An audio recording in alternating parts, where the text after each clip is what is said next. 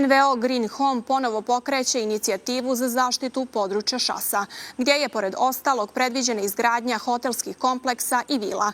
Direktorica Green Home-a Azra Vuković upozorava da ovo vrijedno prirodno područje ne može da trpi sve razvojne planove i da se mora zaštititi.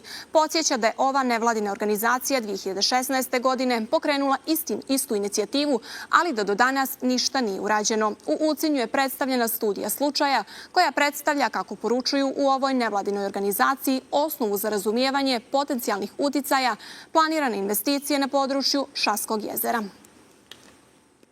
Ne možemo zanemariti